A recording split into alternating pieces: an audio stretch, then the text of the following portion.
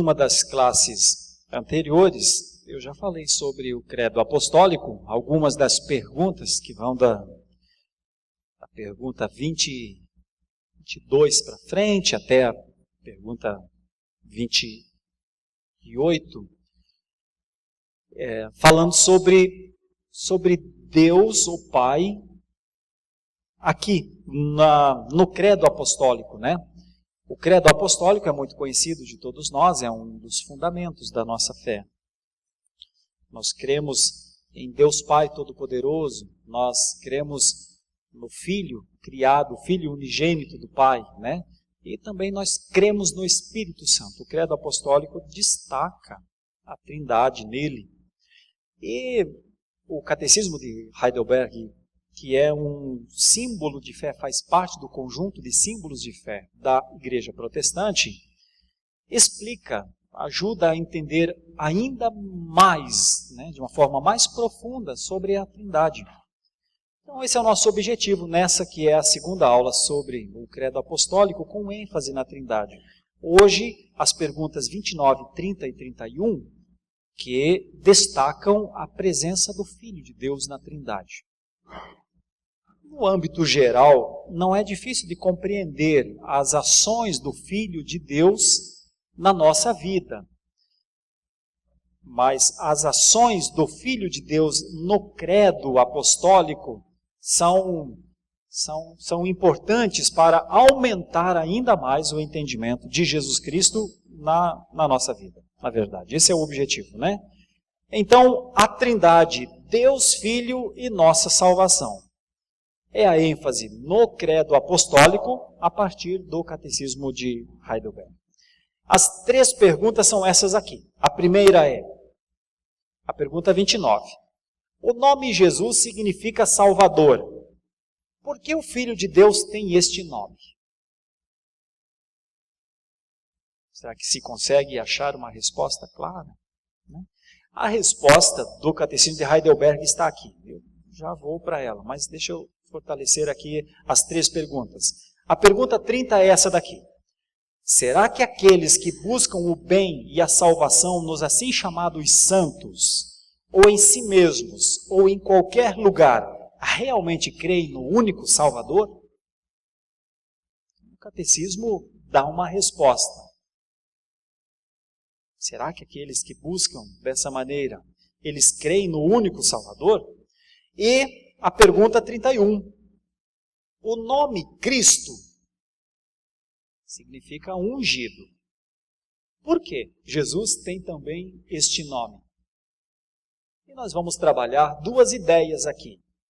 O que é essa palavra, ungido, e quando foi ungido, e por que foi ungido. O objetivo de estudar estas 3 perguntas aqui é para que aumentemos o nosso nível de conhecimento na segunda pessoa da Trindade. Tá bom? Então aí nós temos as respostas do Catecismo de Heidelberg e as formulações, que são formulações históricas confessionais também, e as próprias explicações que eu vou dar à frente são explicações trabalhadas com teólogos históricos, dentre eles um que tem uma influência grande no que diz respeito a credos e confissões, que é o holandês Havinga. Ele chegou a conhecer o Havinga, o Theodor Havinga, na verdade, né? E há muito tempo a gente acompanha as coisas do Theodor Havinga. Vamos lá então? Vamos pensar aqui nas 3 ideias. O que significa o nome de Jesus, quando eu me resolver aqui? Bom, o nome de Jesus então significa Salvador. Está escrito lá no Catecismo. Por que o Filho de Deus tem este nome? Primeiro, então, o nome Jesus significa Salvador? A resposta é porque Ele nos salva de todos os nossos pecados. Isso aqui é fácil de entender, é o conceito a operação de Jesus para produzir em nós, obviamente, um novo estado, uma nova situação, a salvação. Bom, e ele tem este nome, né, o nome salvação, para didaticamente entender uma coisa muito simples, que não há Salvador em nenhum outro.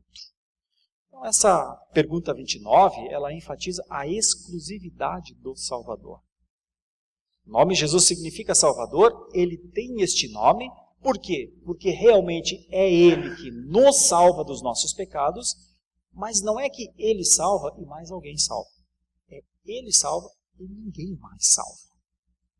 Por isso, o nome Jesus significa salvação. Aí tem 4 ideias aqui para pensarmos, então, e são: os nomes do mediador têm importância? Os nomes, ou a expressão Jesus, tem importância? Então a defesa é: os nomes do nosso mediador são importantes porque nos dizem quem ele é e o que ele fez. Um anjo do Senhor apareceu a José num sonho para anunciar que Maria teria um filho, e este filho foi anunciado como Salvador. Então, o nome tem importância e se reveste ainda mais de importância, porque o nome Jesus é a tradução de um nome do Antigo Testamento. Qual é o nome? Josué. Bom, nós sempre falamos de um Josué, mas você sabia que existiram 2 Josués? E veja só, o primeiro você conhece muito, o segundo provavelmente você não conheça nada. E o que eu vou revelar assim, a você desse Josué vai lhe fazer pensar e talvez até procurar Zacarias 6:11 para conhecê-lo mais. Veja só. O nome Jesus é a tradução do nome Josué. Esse nome significa o Senhor salva, Salvador. Os 2 então são esses aqui. Josué, filho de Num, que era o líder de Israel após a morte de Moisés. Este Josué, filho de Num, ele tem uma importância de glória, ou da glória de Deus, uma importância muito significativa, porque os atos de Josué de conduzir o povo de Deus do deserto à terra prometida, esse serviço que ele tinha para fazer era tão importante e difícil de fazer quanto fora o serviço de Moisés, que havia retirado o povo do Egito e levado até o deserto. Acontece que com Moisés, Deus havia operado de uma forma a capacitá-lo a fazer coisas muito excepcionais, as quais parece que Josué não tinha tanto. É uma relação assim, é um substituto de Moisés, mas é uma pessoa comum. Não sei, é difícil até falar disso, porque parece que daí Moisés não era comum. Moisés também era comum, mas foram tantos sinais e tantas coisas em torno da pessoa de Moisés que parece que não houve na mesma proporção com Josué. Só que o trabalho de Josué era tão difícil quanto o de Moisés. Talvez mais ainda, porque o trabalho de Moisés era retirar o povo de uma escravidão, né? E vocês já viram tudo o que aconteceu com o faraó. E o de Josué era inserir esse povo numa terra cheia de inimigos e conquistar aquela terra. Então o trabalho de Josué era um trabalho, no mínimo, árduo. E ele o fez. E tudo o que se fazia tinha a ver com a operação de Deus, o que Deus queria, as ordens de Deus. Quando Deus chama Josué, coloca a palavra e diz: olha para a palavra, não te apartes deste livro, é a palavra que vai te guiar. Então o nome Josué tem um peso muito grande no Antigo Testamento. Muito grande mesmo. E por quê? Porque o nome Josué mostra o Deus de Josué. O nome de Josué é o Senhor salva. O Senhor é a salvação. O Senhor opera. O Senhor é quem está agindo. Tanto é que quando o povo vai chegando a Canaã, o medo da turma lá que estava né, em Canaã era: quem é este povo que Deus está fazendo coisas absurdas com ele? O medo, o temor, não era só do que o povo estava fazendo, mas do que o Deus do povo havia idealizado. Então, Josué tem isso. O nome de Josué leva a glória a Deus. O nome de Josué diz quem Deus é. Então, esse é um dos nomes. De por que Jesus tem o nome Jesus? Porque assim como Josué fez o que fez com o povo, assim é o Jesus que faz também com o povo, de levá-lo para a Jerusalém celestial. O outro Josué era um sacerdote e um dos líderes do povo de Deus, que havia voltado do cativeiro. E Deus usou os dois para, entre aspas, tá? Salvar o povo. Então, este outro Josué que está lá em Zacarias é muito importante, porque ele também foi, sendo sacerdote, foi coroado também como rei. Então, o nome Jesus tem importância, não é um nome do acaso. Essa é a ideia aqui da pergunta 29. Qual a importância do nome de Jesus? A importância é a sua fundamentação histórica, e o nome Jesus mostra Deus. O nome de Jesus mostra a ação do Pai. O nome de Jesus mostra que Deus salva. O nome Jesus diz: o Senhor do pacto opera.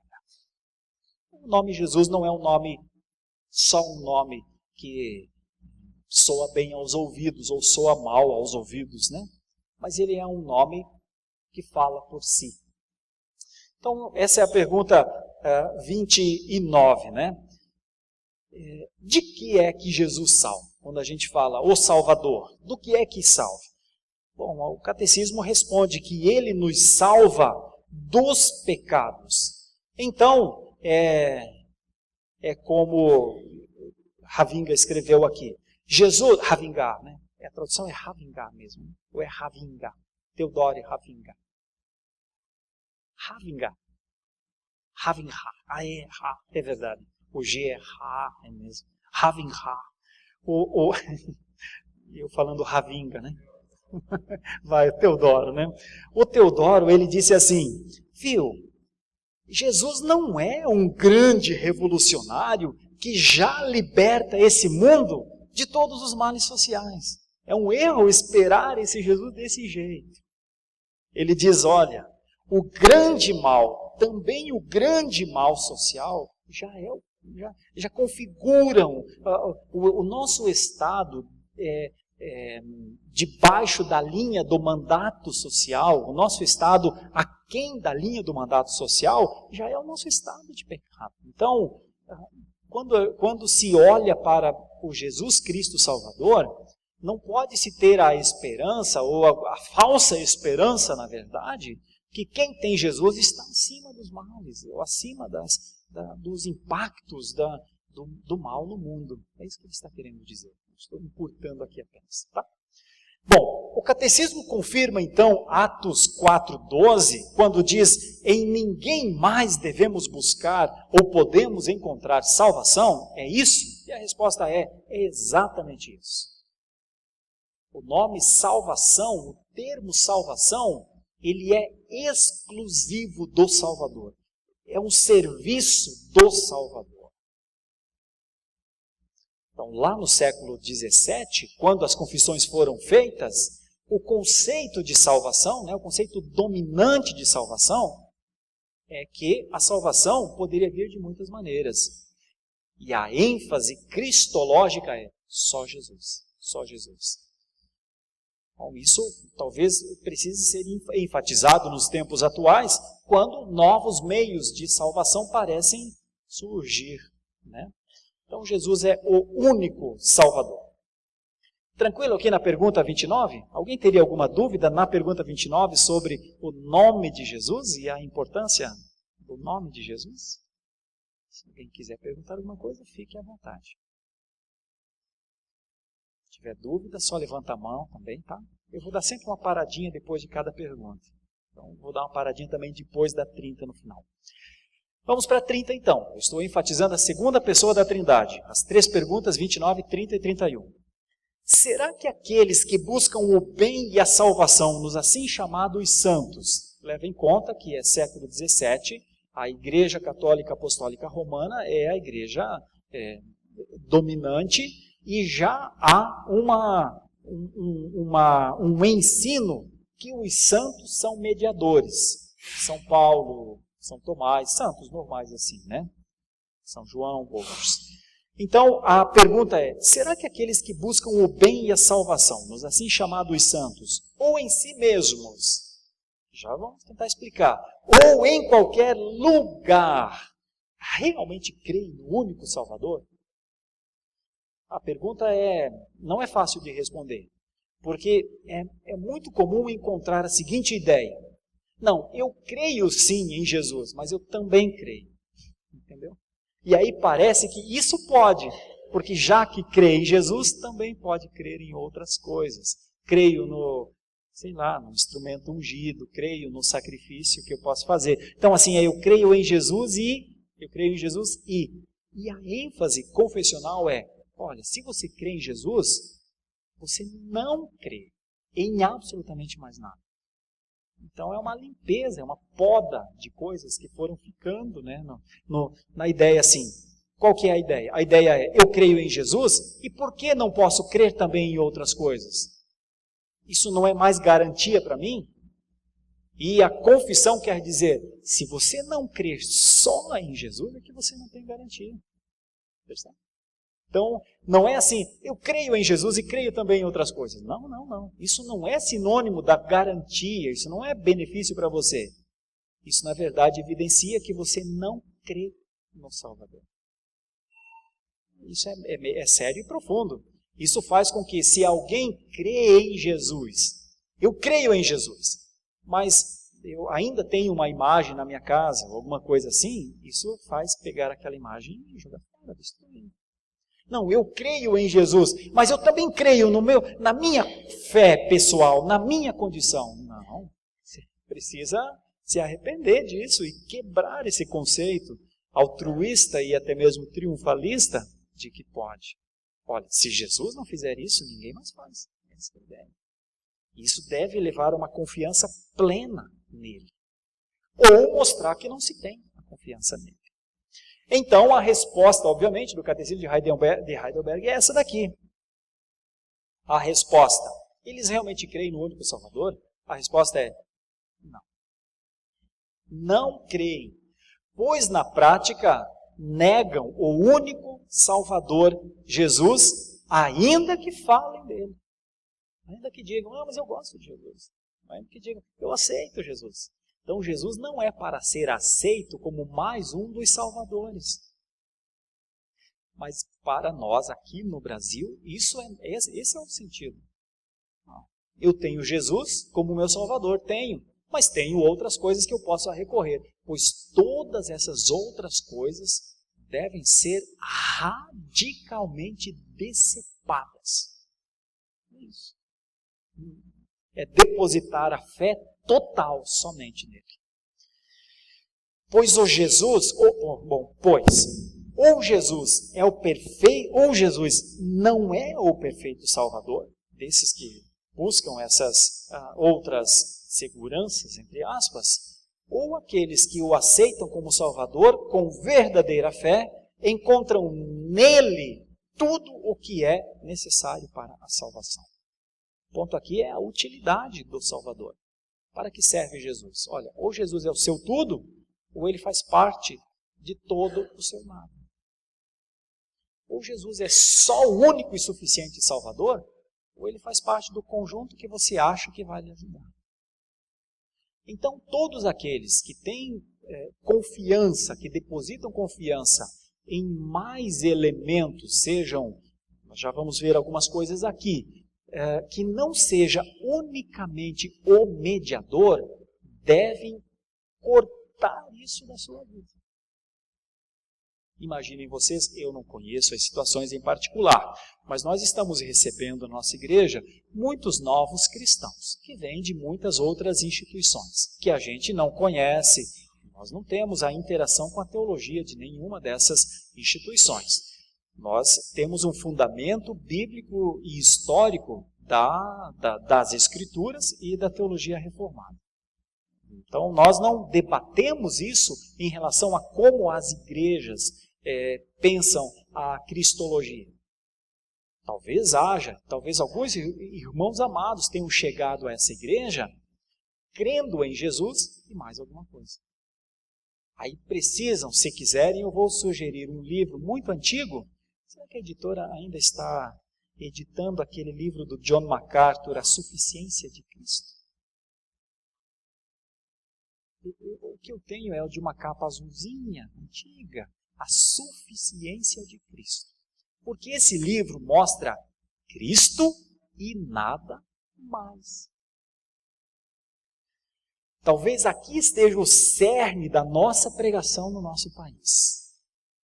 É Cristo e nada mais. Porque todas as coisas que são trazidas para o campo da cristologia nos dias atuais são excessos e pesos que, na verdade, não existem a rigor, não são benefícios reais para a salvação.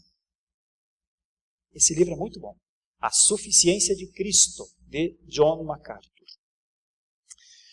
Ok, então, vamos imaginar que haja alguém entre nós que gosta de Jesus, não é contra Jesus, mas acha que pode falar com Deus com orações aos santos. Eu tenho de lhe dizer, por responsabilidade, o senhor ou a senhora está profundamente equivocado. Profundamente. E isso está lhe fazendo um mal terrível. Faça bem a você, não faça mal. Alguns oram achando que estão fazendo bem e estão se expressando ali como idólatras contumazes, atribuindo a pessoas salvação ou algum tipo de relação com o Senhor. Tenho que falar na autoridade da palavra. Abandona agora. Não importa a sua vida, seu tempo, não importa o quanto você viveu daquela maneira. Abandona agora. Isso não é pregação, é aula, mas é o peso do que a confissão diz. Porque ao não abandonar, você evidencia que não crê em Jesus. Você diz que crê, mas se não crê, se cresce, abandonava todas as outras coisas. Então agora a palavra lhe coloca numa situação muito difícil. Ou você crê em Jesus e Ele é o seu tudo, ou Jesus é só parte das suas idolatrias. Jesus não quer ser, não será, e você o ofende quando você o torna parte das suas idolatrias. Então não ore mais a Jesus e diga, eu não quero Jesus, eu não sou salvo por Jesus. Então diga isso, que é mais honesto. É melhor uma posição clara do que uma posição dúbia. Ok?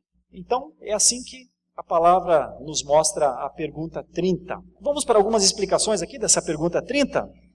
Qual é a doutrina, então, ou prática combatida aqui? Obviamente, é a doutrina romana, que busca a salvação através dos seres humanos, seja nos chamados santos, seja com a amada Mãe de Jesus. É importante explicar. Nós somos de escola protestante, nós somos evangélicos na acepção mais pura da palavra, e quase todo mundo que não é evangélico acha que a gente não gosta de Maria, acha que a gente não dá a honra devida a Maria, e a nossa ênfase é que Maria é bem-aventurada, Maria é a mãe do glorioso Filho de Deus. Maria é a que foi escolhida e entendeu que carregava o Salvador e chamou o seu filho de Senhor e o considerou a graça da salvação para si. Então, nós, protestantes, consideramos Maria uma salva, uma crente, uma expressão de fé. alguém que exercitou fé. Então toda a nossa honra, toda a nossa dignidade a ela. E alguns dizem que a primeira coisa que farão, se humanamente fosse possível, ao chegar aos céus de Deus, abraçá-la.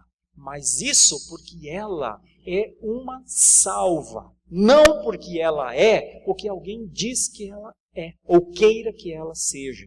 E o que é que Maria não é? Uma mediadora.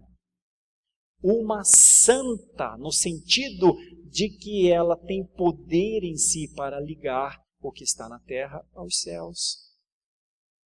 Então é aí que aqueles que acham que nós não gostamos de Maria, porque nós defendemos Maria como... Não, Maria nem precisa de defesa, entendemos, lemos Maria como alguém abençoadíssima. Mas as pessoas dizem, se vocês consideram ela realmente abençoada, então tem que dizer que ela é mediadora. Aí a gente não pode dizer isso, por quê? Porque as Escrituras não dizem. As Escrituras dizem que ela foi bem-aventurada, mas as Escrituras não dizem que ela é mediadora. Então, na oração da Ave Maria, a primeira parte da oração é bíblica.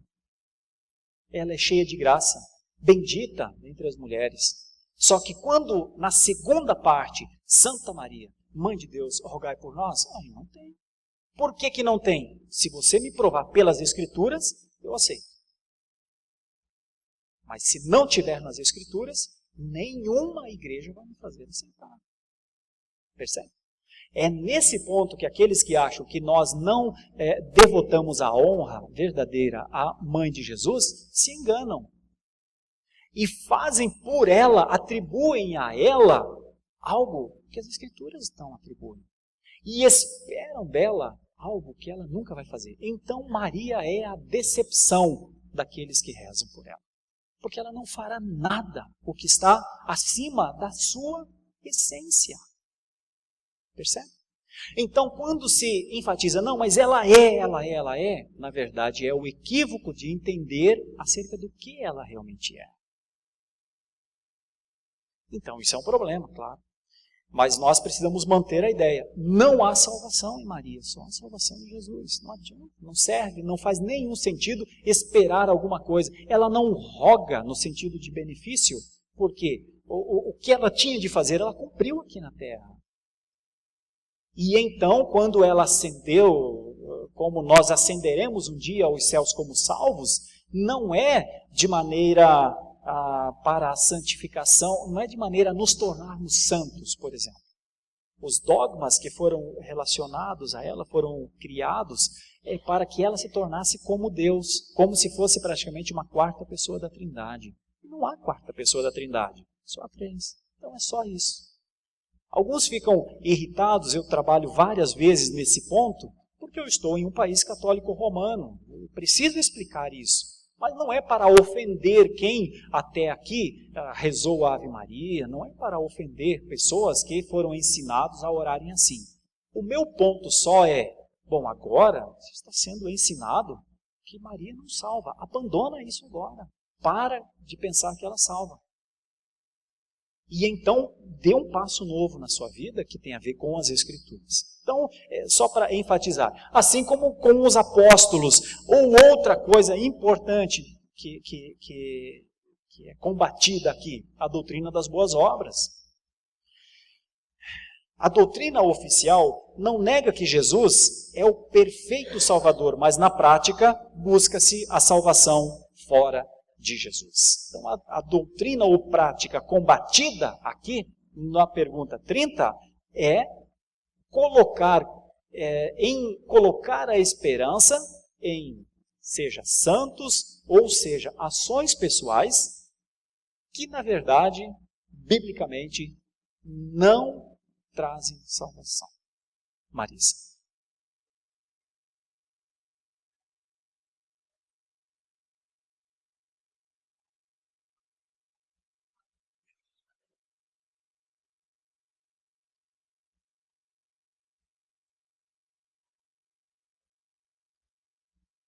A palavra teotokos, né? Aqui, na verdade, o credo apostólico, ele nos mostra A sua pergunta é, o credo apostólico nos mostra que assim, do ponto de vista de Maria, se explica detalhes mais de Maria? Na verdade, o credo apostólico, nesse aspecto aqui, ele cita Maria, mas ele enfatiza as três pessoas da Trindade, né? Que é o Pai, o Filho e o Espírito Santo. Então, no enfatizar as três pessoas, Pai, Filho e Espírito Santo, o Pai na criação, o Filho na salvação e o Espírito Santo na manutenção, na preservação, ele está destacando como sendo uma ação que só o Pai, o Filho e o Espírito Santo poderiam fazer e ninguém mais, né? Então, me parece que o credo, ele coloca as coisas no lugar. Então, não tem como nós crermos, por exemplo, ainda dentro do exemplo da mãe de Jesus, não tem como nós crermos em Deus Pai, que aqui o que o credo diz, creio em Deus Pai, né? O credo diz, creio em Jesus Cristo. Não tem como, e mais, creio no Espírito Santo, não tem como crer a quarta ideia, creio na Virgem Maria. Percebe? Não tem isso. O credo diz que ele, o Filho, foi gerado por Deus na instrumentalidade que nasceu dela. O nascer dela, na verdade, quer dizer que ele nasceu humano, que ele nasceu para ser homem. Foi Maria, mas poderia ter sido outra pessoa.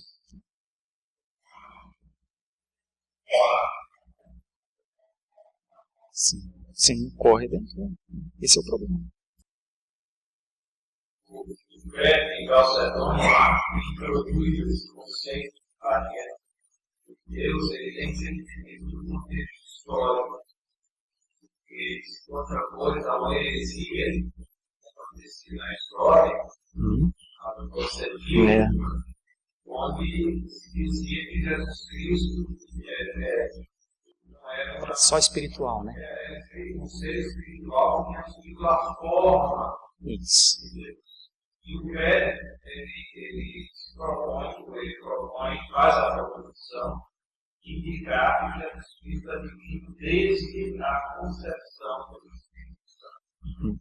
Ele foi concebido pelo Espírito Santo desde o nascimento. Então, nesse sentido, ele é Deus verdadeiro, que é uma situação que a gente entende na sua totalidade, como o milagre da encarnação, mas em nenhum momento a divindade, especialmente a glória da divindade.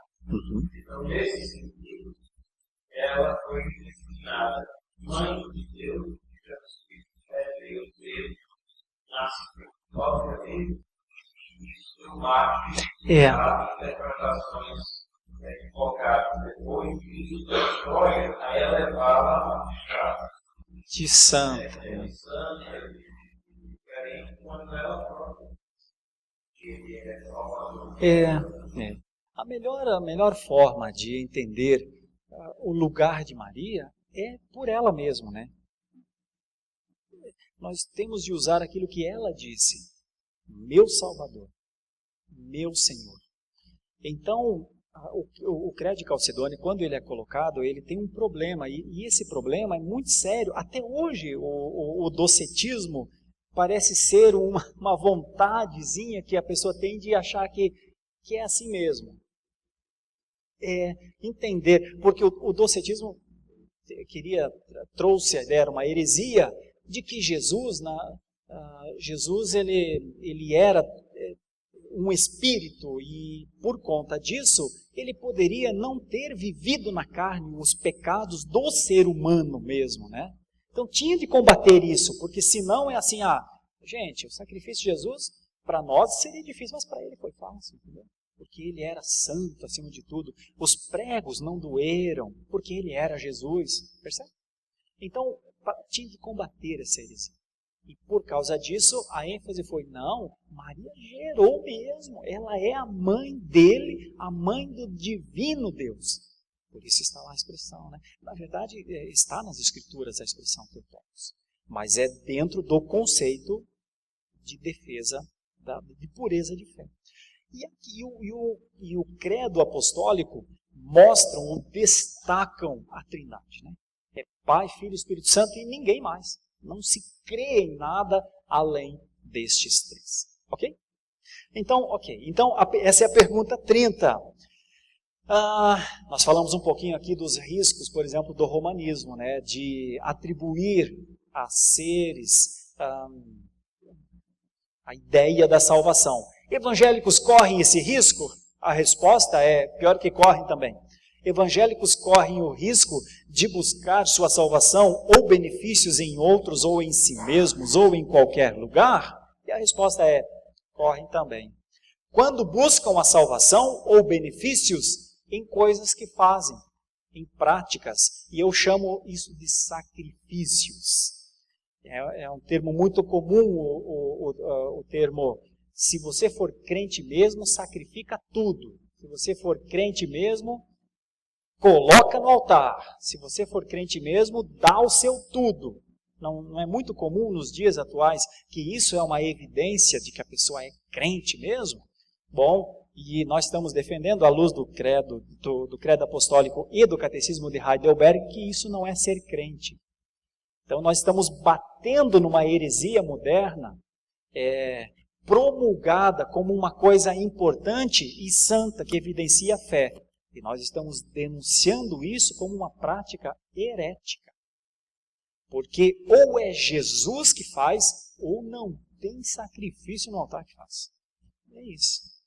Então não tem o que fazer se for além da pessoa e da obra de Jesus. Bom, isso vai cortar, raspar, retirar de todos nós as ênfases nos sacrifícios. Por isso, se você estava com alguma ideia de fazer algum sacrifício aí para ganhar o favor de Deus, para agora. Não faça isso aqui nessa igreja. E não faça isso em nenhum outro lugar. Como essa é uma aula que vai para a internet, eu vou na raiz do problema no Brasil. Se alguma igreja lhe mandar a sacrificar, desconfie. Esse sacrifício não é para Deus. Esse sacrifício pode ser para quem esteja pedindo o sacrifício. Se você quiser sacrificar para aquele homem, sacrifique. Mas é uma evidência da sua idolatria até, ou a este homem, ou a você mesmo. Que vai fazer alguma coisa achando que vai receber outra. Não caia, é um engano. Então, rituais, aquela forma de crer em nós mesmos, sabe quando se crê na nossa fé? Quando se crê na nossa oração? Ou até mesmo quando a gente crê no nosso arrependimento? Você não acha que tem muito de nosso aí? Quando a gente coloca a nós como aqueles que, não, mas eu fazendo isso com a sinceridade que eu tenho, Deus vai fazer, Deus vai atender? A resposta é não. Isso é uma doutrina, inclusive, combatida. Veja a pergunta. A pergunta é, pessoas creem no único Salvador? Como elas creem no único Salvador? Elas creem no único Salvador quando elas negam a busca de benefícios por sacrifícios, quando elas negam a prática de rituais, como achando que isso agrada a Deus, quando elas negam a si mesmos. Não, eu estou extraindo o texto lá de Jesus. Quem quiser me seguir, faça isso, faça aquilo mais. Aqueles que negam o poder da sua fé, aqueles que negam a capacidade ou a perfeição da sua oração, ou até mesmo no seu arrependimento. Ou é Jesus, ou não tem ninguém mais do que Jesus. Alguma dúvida sobre isso? Sim.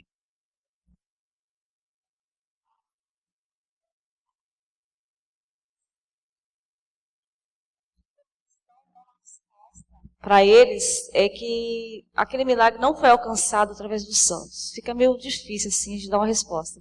Uma vez o pastor Leandro falou que seria assim, a fé verdadeira no objeto falso. Seria isso mesmo? Só que isso é sempre muito difícil de tratar com as pessoas, não é verdade? O nosso ponto é, a gente sabe o que é, mas não consegue falar. Então, quando você vê alguém, como por exemplo, em algum momento, eu já contei essa história, vou contar, é parecida com a sua. Eu era muito novo, havia sido convertido há meses apenas. E então nós fomos para uma cruzada evangelística. E assim que Deus abriu os meus olhos, uma das primeiras coisas foi entender que não se pode fazer imagens, não se pode adorar imagens, nada. E eu era devoto, por exemplo, junto com toda a minha família, justamente de Nossa Senhora Aparecida. Eu tinha lá no adesivo do meu carro Nossa Senhora Aparecida.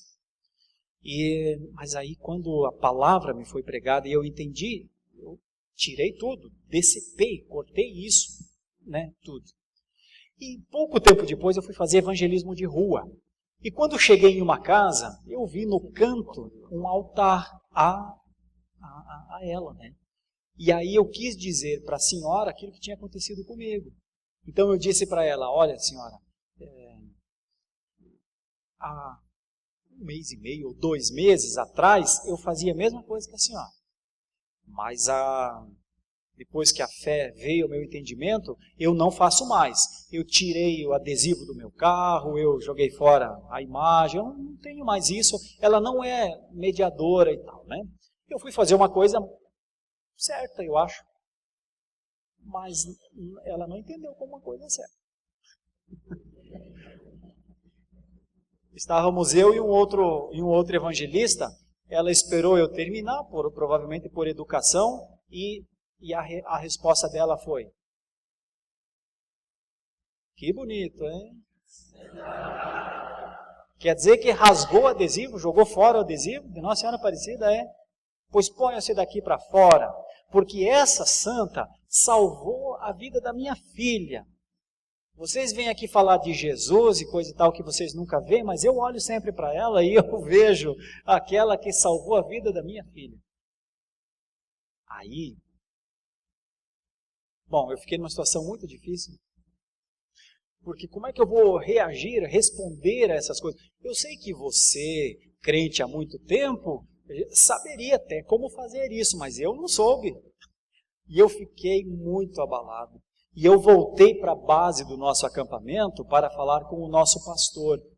E o nosso pastor, para dizer o que aconteceu, não deu certo. Eu fui falar uma coisa como é, mas fomos expulsos da casa.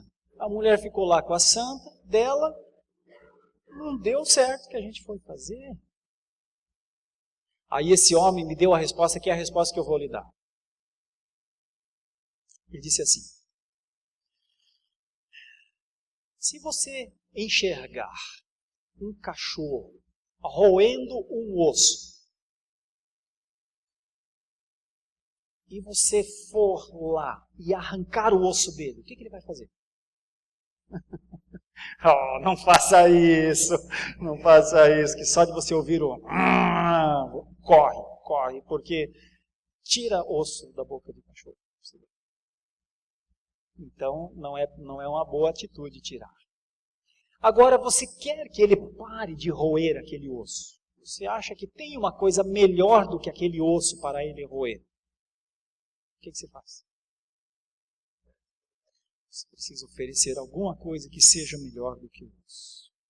Sabe o que é que eu não tinha para oferecer naquele momento àquela senhora? Eu não tinha algo melhor do que aquilo. O que é esse algo melhor? Eu sei que essa não é uma explicação que explica tudo, mas ela é uma explicação que ajuda a entender que contra algumas coisas a gente precisa de sabedoria para agir. Eu precisaria ter alguma condição de sentar com ela e falar que Jesus é mais real do que aquela santa, entende? Que Jesus é mais vivo do que ela. E que Jesus é a confiança que alguém pode depositar, porque é possível que aquilo que ela atribui vamos dizer, a imagem, não tenha sido a imagem que tenha feito. Eu tenho certeza hoje que não foi a imagem que salvou a filha dela. A imagem, a entidade que está por trás da... Tenho certeza que não foi, porque aquela Aparecida não foi feita para curar, nem para salvar ninguém. Ela só é a mãe de Deus. Ela só é a mãe do Senhor Jesus Cristo. Ela só é uma imagem que foi feita, que evidencia que ela é uma santa de uma cultura católica de um país. Percebe? Como é Nossa Senhora de Guadalupe no México. Como é Nossa Senhora de Fátima em Portugal. Isso é uma expressão só de uma cultura portuguesa ou espanhola que disse que era assim. Porque essa era a expressão dos países que nos colonizaram. Mas e aonde que está a condição de eu falar isso para ela? Não tinha. Então eu não tinha como, enquanto ela estava agarrada àquele osso, lhe dar o bife. Eu não tinha bife. Percebe? Como eu não tinha bife, eu tive que sair de cabeça baixa e me resolver, fazer cura interior. Por que não deu certo? Por que não deu certo? Ó, não dá certo, porque se você for tirar osso de cachorro preso, você tem que ter alguma coisa melhor do que aquilo, senão ele não vai largar aquilo. Às vezes eu tenho vontade de voltar nessa casa ainda. A casa é na cidade de Laranjeiras do Sul. Eu acho que hoje, se ela me aceitasse, de uma maneira muito cordial, eu poderia conversar com ela sobre aquilo. É muito possível que quando eu chegar hoje lá, isso foi em 1998, são 20 anos, né? São 20 anos. É muito provável que eu chegar lá, está no mesmo lugar. Mas se for chegar para dizer, desce isso daí, ela vai dizer, você vai me falar isso? Agora, se conseguir fazer a defesa cristocêntrica do Cristo vivo, do Cristo atuante, do único com a condição de intercalar os dois mundos, que ou se confia nele mesmo, ou não se confia. Se eu tiver tempo para isso, talvez com a ação do Espírito de Deus, porque quem faz esse discernimento acontecer é o Espírito de Deus, de repente ela fala, olha, puxa vida, foi Jesus que salvou a minha vida. Então, agora, se você chegar hoje para ela e falar, a senhora crê na imagem, então a senhora não crê em Jesus, ela vai dizer, eu creio também em Jesus. Eu oro para os dois. Eu oro para ela, eu oro para ele, né? Por quê? Porque, infelizmente, essa é a matriz deficitária da nossa cultura nacional. Né? Por isso que o evangélico raiz, o Nutella não consegue fazer isso, mas o evangélico raiz precisa estudar a teologia. Precisa estudar quem é esse Cristo. Porque se for só querer tirar o que as pessoas têm da sua cultura, é possível que elas estejam tão apegadas que elas não têm nada melhor. Então aquilo que elas têm é o suficiente para elas. Então o evangelho num país, ele liberta, ele tira as pessoas do seu limite. Mas quem é que faz essas pessoas? Quem são essas pessoas? Os crentes, né? Que vão para as casas, que levam para as casas a palavra. Tá bom? Então, o que ainda que demorei um pouquinho na resposta, mas o que eu quis dizer para você é, aquilo que você sabe e que é difícil de falar à pessoa, precisa de tempo, de caminhada, para que você possa mostrar a ela que o que aconteceu na verdade não é o que ela está pensando que aconteceu, mas que pode ter sido uma ação verdadeiramente do Filho de Deus. Tá bom? Acho que alguém levantou a mão aqui. Sim. Pastor Sérgio, Sim. o jejum é bíblico, mas muitos evangélicos erroneamente usam o jejum como barganha, por pura falta de entendimento. Como esclarecer? Como fundamentar? Ok. Sim, na palavra, mas como você acabou de falar agora a respeito de Maria? Ok. Nós estamos até trabalhando aqui no jejum, mas eu digo pelo menos como uma inserção aqui no todo. Até nós vamos ter aqui a prática de jejum, né? Até o Lucas usou uma exclamação, ó tempos, ó mores, né? Assim para os dias atuais, né? Exclamação resumida numa palavra curta, né? Ó tempos, ó vida. Não é bom usar essas palavras assim em público. Não sei se o Lucas ainda está aqui. Está aqui, Lucas? Não usa mais palavras assim. Fica meio feio. Não precisa. Não precisa. Embora isso expresse, tipo, né, é isso, né, temos que e tal. Mas também a nossa moderação no entendimento em relação aos tempos é importante, é necessário. E as nossas palavras demonstram muito do que está dentro de nós. No que diz respeito, por exemplo, ao jejum nos dias atuais, seguramente é um espanto que se faz em nome do jejum. E eu diria, oh meu Deus, por que se faz isso? Quem é que está usando isso dessa maneira? Porque o jejum, nos dias atuais, está sendo utilizado como uma uma boa obra que se faz. Uma coisa que se faz para que o Senhor se apiede de tal maneira daquela pessoa que entenda. Então esse jejum é só um passar fome. Que pena que essas pessoas estão passando fome. Poderiam passar no vento aragano e provar uma picanha muito boa e fazer as suas orações. Essa oração, baseada no esforço pessoal, não melhora em nada, não faz Deus mudar a sua bondade. Por quê? Porque Deus não é menos bom para com alguém que ore sem o jejum. Então, onde é que cabe o jejum? Onde é que está o jejum?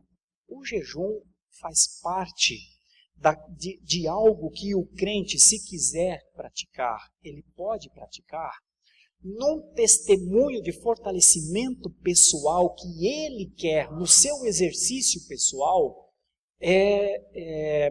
abster-se. Olha, a abstenção, Jonathan Edwards, ele trabalhava esse conceito de jejum da seguinte maneira: eu não vivo para comer, eu como para viver. Ou seja, a comida é necessária para eu viver, mas a vida é mais importante do que comer. Nos dias atuais, parece que o jejum se reveste de uma importância. Por quê? Porque as pessoas vivem para comer. Então parece que quando se deixa de comer, não, eu estou fazendo grande coisa diante de Deus, porque eu não comerei. E então Deus verá isso que eu não estou comendo e ouvirá. E, como você usou a expressão, Deus retribuirá, a expressão de barganha. Pessoas que cometem esse equívoco, eu acho, desconhecem que o jejum não é para alguma coisa. O jejum está dentro daquele campo das boas obras de pessoas que tiveram alguma coisa, que é a salvação. Então, a prática do jejum parece-nos que é bíblica, mas ela não é para alguma coisa. A prática do jejum pode fazer parte da prática cristã de alguém que quer se abster, dentre outras coisas, naquele momento, do alimento. Mas não há nada de mais santo no jejum, ou seja, a oração do jejum não é alguma coisa que nos dá condições, por exemplo, de alcançar as coisas de Deus. Pelo menos não parece. Há algumas passagens, uma delas, a mais clássica, é aquela que quando Jesus desceu do monte, e então os apóstolos não estavam conseguindo expulsar um demônio que estava em uma criança. E Jesus chega e faz então essa expulsão. E os discípulos perguntam: por que nós não conseguimos expulsar o demônio na criança? E aí Jesus usa aquela expressão: essa casta não sai se não for com jejum e oração. Você percebe? Então, o jejum, e eu finalizo com isso, quem pratica jejum não pratica jejum por si. Esse é um outro elemento bem importante. Parece ter um benefício maior para alguém. Aí, eu acho que aqueles que fazem jejum nos dias atuais já parariam até de fazer jejum. Vou deixar eu de comer a picanha do vento aragano por outra pessoa, né? Por mim até eu deixo, mas por outra pessoa. Por quê? Porque nós temos um problema com o entendimento acerca do jejum. Poderia falar outras coisas, mas apenas para dizer que o jejum e a oração não são coisas que nos fazem melhores. São coisas que nós podemos fazer de acordo com o entendimento que tivemos da nossa salvação. E não é para conseguir coisas. Talvez até seja para entender melhor algumas coisas. Okay. Vamos para a pergunta 31. Eu não sei como é que estamos aqui no nosso horário. Alguém tem uma hora aqui para me dar? Para eu entender. 11h15? 15 minutos dá para a gente trabalhar a pergunta 31, então. Vamos até às 11h30, uma horinha. 15 minutinhos, né? Que dá uma hora de aula. O nome Cristo significa ungido. Por que Jesus tem também este nome, né? Porque Jesus é salvação. Mas por que ele é Jesus? Cristo. Jesus Cristo. E a resposta do Catecismo de Heidelberg é: porque ele foi ordenado por Deus Pai. Então essa é uma palavra que nós vamos estudar agora. O que é esse ordenado por Deus Pai? E ungido com o Espírito Santo para ser nosso supremo profeta e mestre, nosso único sumo sacerdote e nosso eterno rei. Como profeta, ele nos revelou plenamente o plano de Deus para a nossa salvação. Como sumo sacerdote, ele nos resgatou pelo único sacrifício de seu corpo e continuamente intercede por nós junto ao Pai. Como rei, ele nos governa por sua palavra e espírito e nos protege e guarda na salvação. Então, a pergunta é: por que é que Jesus Cristo, por que é que Jesus também é Cristo? Seria a pergunta. Por que é que Jesus, que mostra Deus como Salvador, também é Cristo? Porque Cristo tem que ser ordenado e ungido. E aí vem a resposta, essa resposta que está aqui, depois da letra R, né? Embasado nas Escrituras. Porque ele foi ordenado e ungido. O ponto que talvez precisássemos pensar é: o que é ele ser ordenado e quando foi ordenado? O que é ele ser ungido e quando ele foi ungido? Porque, teologicamente, tem uma diferença e você vai entender. Não é que tudo aconteceu. Seria muito fácil falar, tudo aconteceu na eternidade. Mas talvez não. Talvez tenha alguma coisa que tenha acontecido aqui, no nosso tempo mesmo. Então vamos tentar entender isso. O que significa a palavra ordenado? E quando Cristo foi ordenado? Que é a resposta do Catecismo de Heidelberg. Então aqui, a resposta do Teodoro. Escolhido e nomeado para uma tarefa especial com o seu próprio consentimento. É isso que quer dizer ordenado. Ele foi escolhido e nomeado para uma tarefa especial com o seu próprio consentimento. Entre o Pai, o Filho e o Espírito Santo existe o mais perfeito relacionamento. Ordenado na eternidade, pois o pacto divino de mandar o Filho ao mundo foi feito lá, né? Em 1 de Pedro 1,20 está escrito que Cristo era conhecido, ou seja, o Messias, o ungido, era conhecido antes da criação do mundo. Mas foi revelado nesses últimos tempos em favor de vós. Então, o termo ordenado é esse. Ele foi capacitado e ele foi capacitado na eternidade. O que significa a palavra ungido? E quando Cristo foi ungido? É a mesma pergunta para o ordenado. A pergunta para o ordenado é quando ele foi ordenado e quando ele foi ordenado. Agora é o que é o ungido e quando ele foi ungido. Bom, então, ungido significa ser equipado para o seu ofício e capacitado para o seu dever especial. É a resposta do Teodoro Ravenhar. Quanto ao momento da sua unção, é adequado afirmar que Cristo foi batizado por João Batista para isso.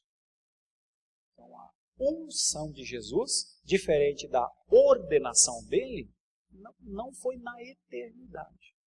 A ideia é que no batismo de Jesus, por João Batista, o Pai estava ali, o Espírito estava ali, e aquilo é a unção visível para a missão que ele tem. Ordenado na eternidade, mas ungido nos tempos. Isso está lá em Mateus 3, 13 a 17, também em Atos 10, 38, que é o conceito do derramamento do Espírito de Deus sobre Jesus, para que ele tenha o poder para agir. Deu para entender essa diferencinha? Ordenado na eternidade, ordenado por Deus e ordenado na eternidade, ungido por Deus na eternidade, do ponto de vista, ordenado na eternidade e ungido nos tempos atuais. As duas coisas foram por Deus, ordenado por Deus e ungido por Deus. Mas essa ordenação está nos tempos eternos, mas o ungimento dele se fez de maneira pública ali naquele momento. Aí a resposta da pergunta 31 leva a pessoa de Jesus para 3 ofícios, que são o ofício de profeta, rei e sacerdote. Então, quais são os 3 ofícios de Cristo? Há alguém no Antigo Testamento com estes ofícios? Bom, o que são os 3 ofícios de Cristo? Ele é profeta, ele é sacerdote sumo e ele é rei, é o que a Escritura diz. E ninguém no Antigo Testamento manteve estes 3 ofícios ao mesmo tempo. Por quê? Porque cada pessoa tinha um ofício em particular. O rei era o Davi, o profeta era o Natã e o sacerdote era o ali da época que estava em pessoas diferentes, os 3 ofícios. O que um profeta fazia? Que trabalho Cristo fez para nós como profeta? Um profeta fala, proclama em nome de Deus. Transmite a palavra de Deus ao povo. Por isso, Cristo é nosso profeta, porque ele revelou o plano de Deus para a nossa salvação, a salvação dos eleitos. Então, por isso Cristo é profeta, porque ele disse tudo o que precisaria acontecer para a salvação ser executada. Como e quando Cristo revelou o plano de Deus? Vê só. Foi quando ele nasceu? Foi depois de ele nascer? O Catecismo de Heidelberg parece deixar uma ideia que não foi, foi antes. Não como o Jesus, filho de Maria, mas como o Cristo, como segunda pessoa da Trindade. No Antigo Testamento ele já operava, através dos patriarcas, dos profetas, revelando o plano de salvação. Mas, como diz Hebreus, foi especialmente nesses últimos tempos, quando esteve na terra, que ele revelou plenamente o plano de Deus. E os apóstolos continuaram nessa obra de Cristo. Então, graças a Cristo, nosso profeta, é que agora temos a revelação completa. A revelação sempre aconteceu no Antigo Testamento, mas não era completa, era progressiva. Agora, em Cristo, não tem o que progredir além de Cristo. Vos trago uma nova ideia. Não cabe, não tem. Porque toda a ideia está ali. Percebe? Então, o plano de Deus foi revelado. Por que Cristo é chamado nosso supremo profeta e mestre? Por conta da comparação com os outros. Ele é o sumo, ele é o supremo, porque existiram outros que deram ideias, né? Foram como que tipos, em comparação com outros profetas e mestres que Deus mandou em todas as épocas, mas ninguém é maior que Cristo. Como Filho de Deus, contribuiu ao plano de Deus, no plano de Deus para a nossa salvação. Nenhum profeta ou apóstolo tem igual autoridade à de Cristo. E agora caminhando para as últimas perguntas e respostas. E qual era o trabalho de um sacerdote? O que Cristo fez como sumo sacerdote? Afinal, o que significa ser um sumo sacerdote? Trabalho do sacerdote: sacrificar e orar. O trabalho de Cristo como sumo sacerdote foi o seu sacrifício na cruz como o resgate da nossa vida. Só o sumo sacerdote entrava uma vez por ano, no dia da expiação, no Santo dos Santos, derramava sangue sobre a arca da aliança, e este ritual foi cumprido, totalmente encerrado por Cristo, porque ele entrou no Santo dos Santos celestial mediante o seu próprio sangue. Então ele é o que sacrifica e ao mesmo tempo o sacrificado. Ele entrou no Santo dos Santos para exercitar o sacrifício do sumo sacerdote, sacrificando-se a si mesmo naquele lugar. Cristo ainda faz algo por nós como sumo sacerdote? A resposta é sim, faz. Como? Ele intercede por nós, orando por nós junto ao Pai, faz isso continuamente para receber nossas orações e levá-las ao Pai. E as últimas 2 perguntas com uma ênfase na última, que vai lhe chamar a atenção.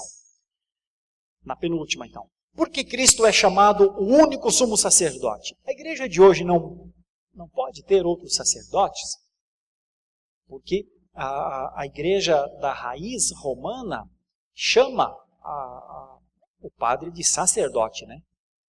Mas por que é que o Catecismo de Heidelberg diz que não precisa ter? Bom, a resposta é: a igreja não precisa de pessoas que tenham o ofício especial de sacerdote. Um sacerdote humano poderia fazer melhor o que Cristo está fazendo? Além disso, o que Cristo fez não precisa nem pode ser repetido. Não há mais necessidade de sacrifícios. E por isso não há mais altar. Aqui tem uma confusãozinha que eu quero ajudar em esclarecimento. É muito comum na igreja evangélica chamar aquele ambiente de altar, não é? Isso é um equívoco, infelizmente. Não tem altar. Não existe altar. Não tem um negócio de lá no louvor tem que ser de um jeito ou lá porque está no altar.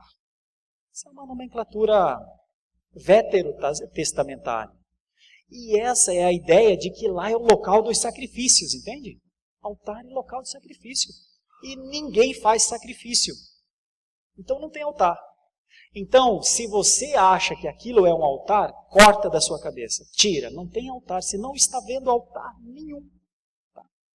Só há uma coisa ali. Aquele púlpito, que é simples, inclusive. Não deve ter coisas grandiosas nele. O púlpito, onde a palavra vai em cima e onde ela é lida, pregada e entendida. Ok? Mas altar já era. Então, isso é importante. Não temos nenhuma ligação com o altar.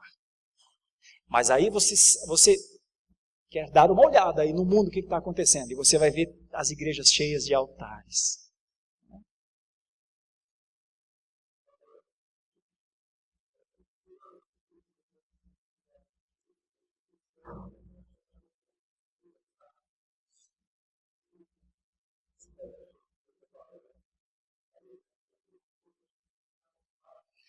O perigo é entender mal o que quer dizer, né, sacrifício de louvor, né? Entender mal o que quer dizer ações de graça, gratidão, né? Na verdade, a expressão ali quer dizer expressão. Na verdade, quer dizer a consagração, mas dissociada do termo pratico o sacrifício em favor do meu perdão. Pratico o sacrifício em favor da minha bênção. Pratico o sacrifício, ou que às vezes pode ser o jejum, ou pode ser outra coisa, porque na minha relação com Deus tem coisa que eu ainda não recebi, eu quero, é meu, sabe? E vai agora, não vai ter jeito, ele vai dizer que sim, porque eu estou entrando com o sacrifício. E a resposta é que essa é uma má compreensão do conceito de sacrifício. Por quê? Porque só há um sacrifício, ninguém precisa sacrificar mais nada, né? Agora, expressar o louvor, expressar, cultuar, isso, eu diria, é o mínimo que se faz, né? Então, é nesse sentido. Todas as palavras que envolvem sacrifício, que envolvem altar, são palavras que são tipificações do que Cristo fez. Então, quando eu ouço muitas vezes pessoas falando muito em altar, meu pensamento é, nossa, como está faltando o Cristo vivo na vida das pessoas. Acha que o altar é mais do que é. Não tem nada ali. Ali é só uma construção que foi feita, é só mais alto para que fique mais fácil de se ver lá de trás. Não é porque está mais perto do céu, entende? O que faz o rei? O que Cristo faz como nosso rei? Isso é importante. Governa e luta. Como rei, Cristo nos governa por sua palavra e por seu espírito. E é um trabalho contínuo, dia e noite. Seu reino não tem fim, como diz o credo niceno. Então, até está colocado aqui porque os credos se completam. Não é que o credo apostólico nega outros credos, eles se completam. É que ele é para nós um fundamento sólido, forte e suficiente. Aí vem a última palavra. Por quê? E como Cristo nos protege e guarda na salvação? O porquê, me parece, que é algo que a gente precisa exercitar. É mais ou menos como na pregação. Tem coisas que a gente tem que exercitar. Por que Cristo nos protege na salvação? Porque temos inimigos, irmãos. Talvez a nossa concepção é, sou crente e não tenho inimigos. Se você é crente, tem inimigos. Você pode, talvez você não quisesse tê-los, mas assim, se você é crente, você tem inimigos. Eles podem ser dentro da sua família, eles podem ser entre os seus amigos, que é meio estranho, inimigos dentro dos amigos, mas enfim, se você é crente, você tem inimigos.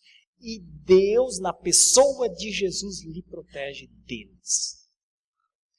Então a resposta é, por que e como Cristo nos protege e guarda na salvação? Porque temos inimigos. Somos protegidos por Cristo na salvação que Ele realizou. Para isto, Ele usa como armas principais a palavra e a ação do Espírito Santo, nos sustentando na comunhão dos santos e nos dando todo o apoio espiritual e moral para que não caiamos nem sejamos perdidos. É Cristo mesmo que luta por nós contra os inimigos na batalha espiritual. O conceito dominante hoje é que é o crente que luta na batalha espiritual. O conceito reformado a partir de Heidelberg é que Cristo luta na batalha espiritual. Muda, não muda? Confia mais em você ou em Cristo? Então essa é a ideia.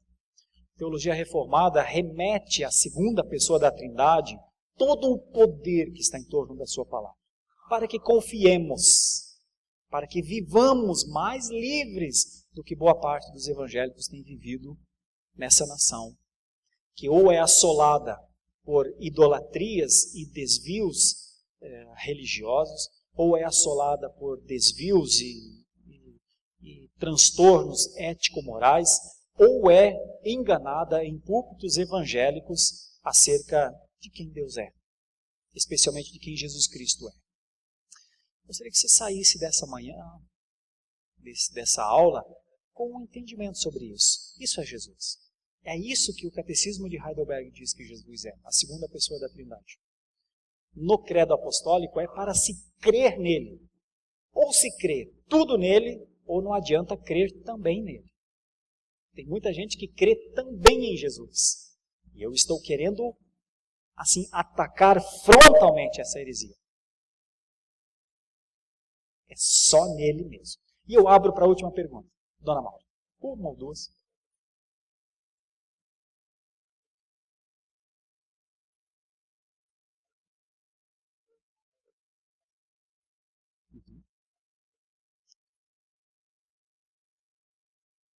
Quando que foi o plano de Deus? Não, a pergunta que você fez, né? Quando Cristo revelou um plano de Deus? Para nós, Cristo revela o plano de Deus falando desde muito cedo quem era o seu pai, falando por que veio. Então foi antes da cruz? Seguramente. O plano de Deus, ele vem sendo revelado desde o Antigo Testamento. Né? Desde o Antigo Testamento. Ok, obrigada. E em Jesus, desde os 12 anos. Mas, Maria ajudou a revelar o plano de Deus quando levou Jesus com alguns dias ao templo e um profeta que estava lá, o Simeão, disse assim, agora até posso morrer, porque meus olhos já viram a salvação. Então, as Escrituras vão revelando o plano. Mas um dia Jesus disse, quando ele abre o livro definitivamente, ele disse, olha, está escrito que alguém viria para abrir os olhos aos cegos, proclamar o ano da salvação e tal. Ok, fecha o livro, está diante de vós. Quando aquele que o arguía para o condenar disse, você é o Cristo? Ele fala, você confirma, você diz, você está dizendo. Então, Cristo nunca negou ser o Cristo. E a revelação maior de todas foi quando, claro que ela é crescente, mas foi quando ele, lá no Getsemane, ainda orando a Deus, na sua luta humana e espiritual, ele faz as orações e diz, Senhor, se possível, afaste-me esse cálice, contudo, e é imediato ali, contudo seja feita a sua vontade. Quando as pessoas chegam para prendê-lo, e um dos seus apóstolos puxa uma espada, ele diz, guarda a espada, porque já não é mais hora para isso. Se Deus quisesse fazer alguma coisa, tinha feito em outro momento. Eu tenho miríades de anjos. Não és tu, Pedro, meu defensor. Percebe? Então, a revelação do plano sacrificial, ela vai tendo um caráter cada vez mais perfeito e chega ao ápice da expressão. Está consumado. Quando isso acontece, nós temos tudo o que era possível ver do nosso lado, um homem sem pecados ir até aquele momento. Quando ele vai para a sepultura e ressurge, então nós continuamos a ter a ideia da revelação, mas aí nós também já temos muitas coisas que nós não compreendemos, que nós só compreenderemos na eternidade mesmo. Como compreender o corpo em glória de Jesus, aquele corpo que um dia teremos. Então assim é Deus. Jesus Cristo revelou o que precisávamos saber. O que precisamos saber acerca de salvação está revelado. Tá bom? Meus irmãos, eu sei que haveria muito mais a falar sobre esse tema. A ideia não é exaurir esse tema, mas trazer a nós nessa manhã um senso um pouco do que um dos nossos símbolos de fé fala sobre a pessoa de Jesus. Meu objetivo é que nós saiamos daqui sendo crentes em Jesus.